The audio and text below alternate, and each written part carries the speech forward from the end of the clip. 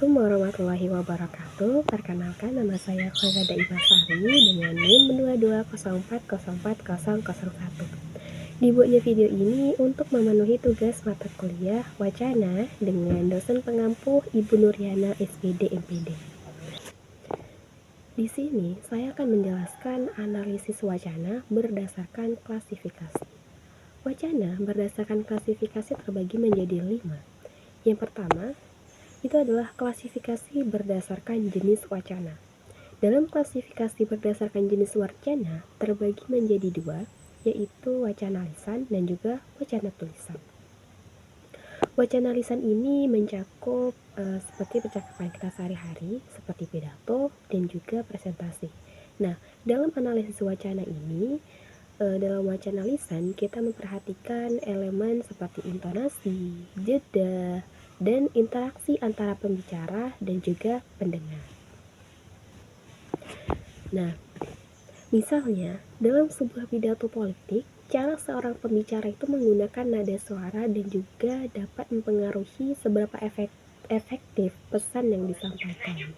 Kemudian, dalam wacana tulisan, ini mencakup seperti artikel, esai, dan juga berita. Dalam analisis wacana tulisan ini, kita fokus pada struktur teks, gaya bahasa, dan juga argumen yang disampaikan. Misalnya, artikel berita harus mempertimbangkan objektivitas dan penggunaan bahasa yang tepat untuk menyampaikan informasi secara akurat. Nah, yang kedua, klasifikasi berdasarkan tujuan. Dalam klasifikasi berdasarkan tujuan terbagi menjadi 3 bagian, yaitu wacana informasi, wacana ekspresif, dan juga wacana persuasi. Nah, yang pertama adalah wacana informasi yang bertujuan untuk memberikan informasi atau pengetahuan baru kepada audiens. Contohnya adalah berita atau artikel ilmiah yang menyajikan fakta dan data dengan jelas yang sistematis. Kemudian, wacana persuasif bertujuan untuk meyakinkan atau mempengaruhi audiens. Contohnya adalah seperti iklan, pidato, politik, atau opini di media massa. Dalam konteks ini, analisis wacana dapat mengeksplorasi teknik retoris yang digunakan untuk mempengaruhi emosi atau pendapat audiens. Nah, yang ketiga dalam klasifikasi berdasarkan informasi yaitu wacana ekspresif, bertujuan untuk mengekspresikan perasaan ataupun emosi. Nah, contohnya adalah puisi atau prosa sastra di mana bahasa dapat digunakan secara efektif untuk mengunggah perasaan pembaca. Yang ketiga, klasifikasi berdasarkan konteks sosial, yaitu wacana formal dan juga wacana informal.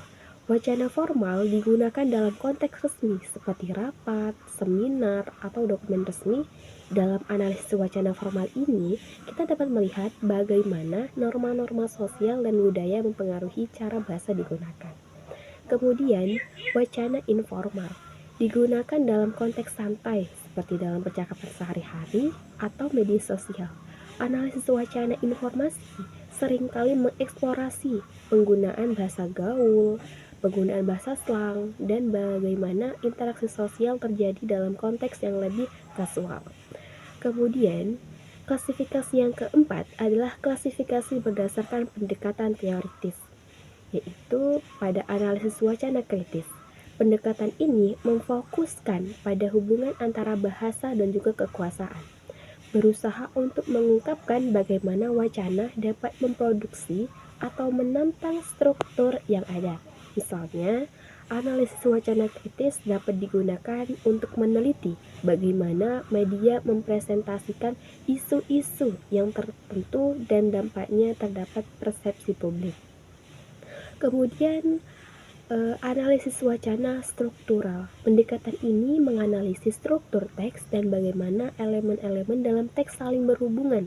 Dalam analisis ini, kita dapat melihat bagaimana pengorganisasian informasi dalam sebuah teks mempengaruhi pemahaman pembaca. Kemudian, analisis wacana interaksi.